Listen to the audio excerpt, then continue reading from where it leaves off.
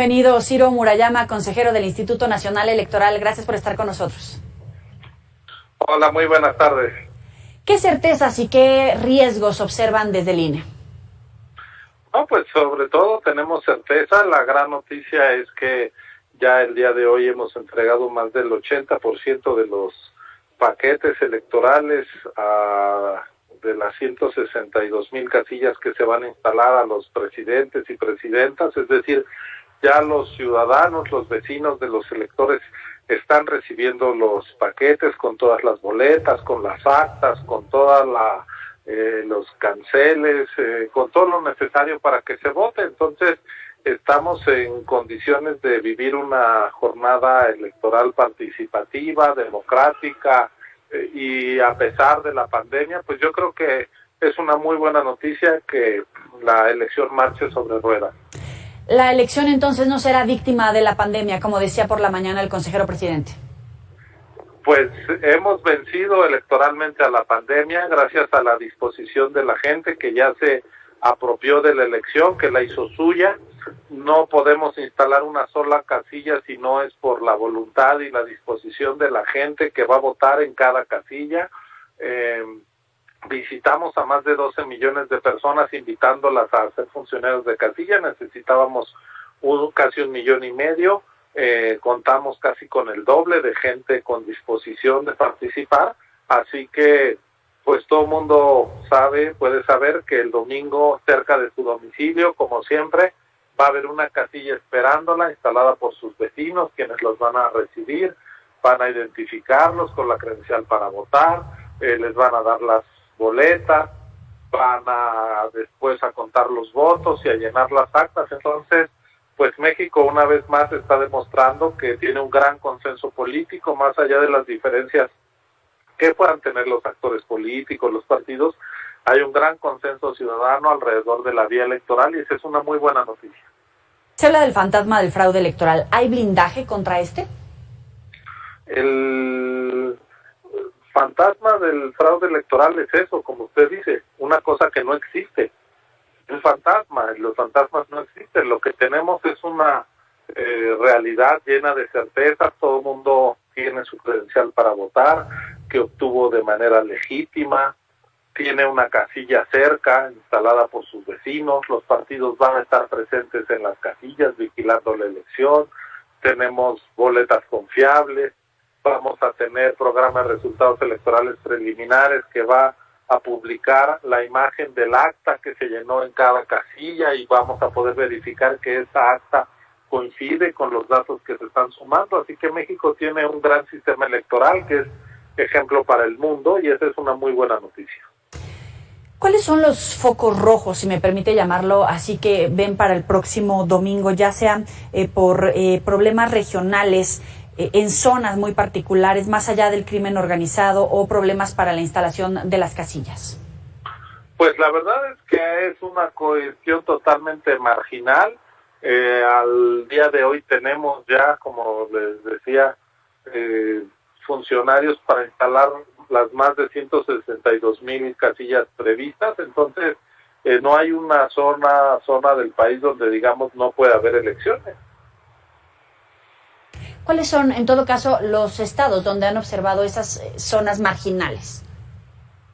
Bueno, tuvimos un problema muy localizado en Michoacán, pero tiene que ver con problemas comunitarios, no con problemas electorales. El otro día se vio que se quemó un módulo del INE en Tuxtla Gutiérrez, pero estamos hablando de incidentes que se cuentan con los dedos de la mano, mientras que las casillas a instalar son más de 162,000.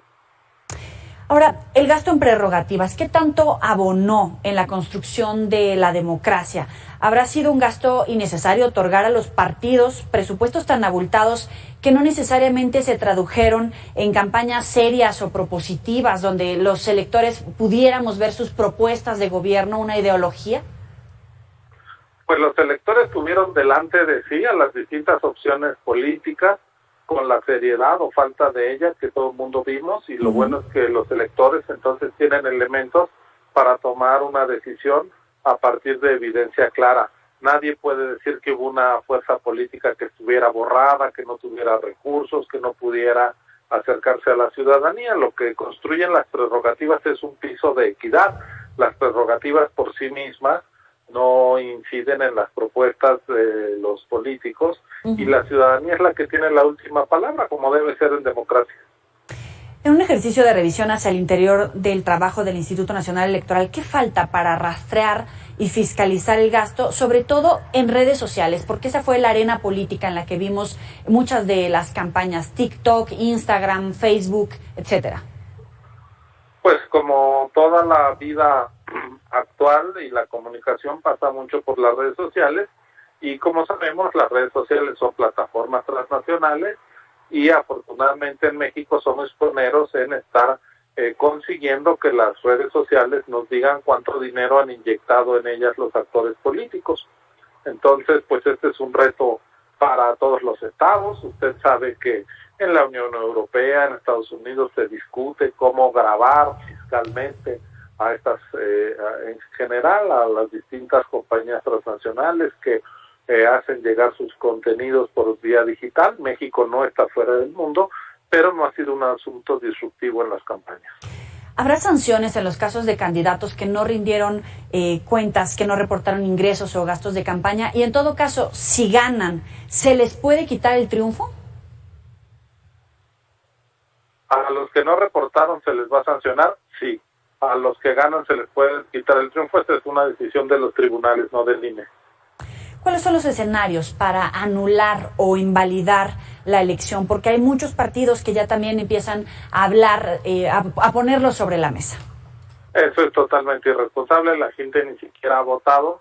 No se puede hablar de la nulidad de una votación que no ha ocurrido. Es como si usted me dice que se va a anular la final de la Copa del Mundo que se jugará el año que entra cuando ni siquiera se ha jugado. Es decir, primero tenemos que ver que transcurra la elección, tenemos todas las garantías para que la gente vote en secreto y en libertad, y después del esfuerzo organizativo y de la enorme participación ciudadana, la disposición de más de 1.469.000 ciudadanos para instalar las casillas, hablar de nulidades es irresponsable, y además no se está haciendo cargo de este ejercicio ciudadano cívico y responsable que estamos viendo.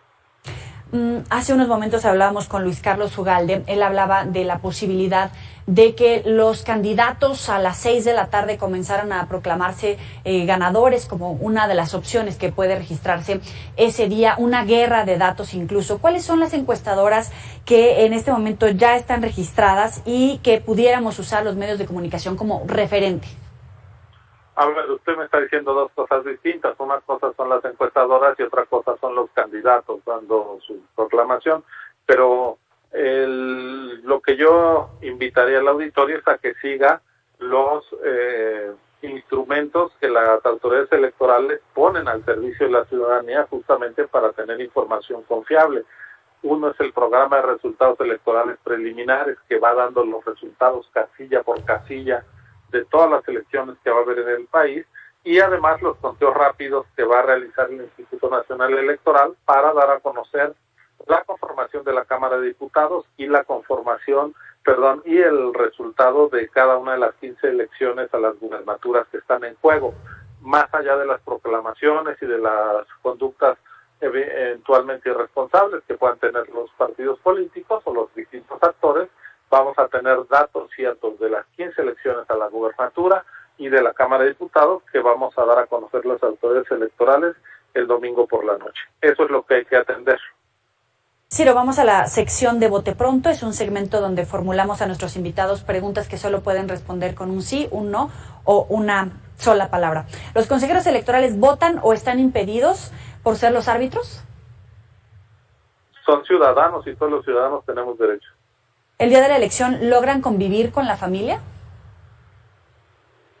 Estamos trabajando. ¿Con quién se alinea el INE? Perdóneme. ¿Con quién se alinea el INE? Con la ley. ¿Veremos a este INE de hoy, independiente y autónomo, organizar las elecciones del 2024? y de 2027, 2030, 2033, 2036 y así sucesivamente. Muchísimas gracias, Ciro Murayama, por estar con nosotros en el auditorio de Mega Noticias. Hasta luego, buenas tardes. Hasta luego. Vamos a hacer una pequeña pausa, no sin antes recordarles que puede recuperar esta entrevista en nuestros próximos espacios informativos. Ya volvemos.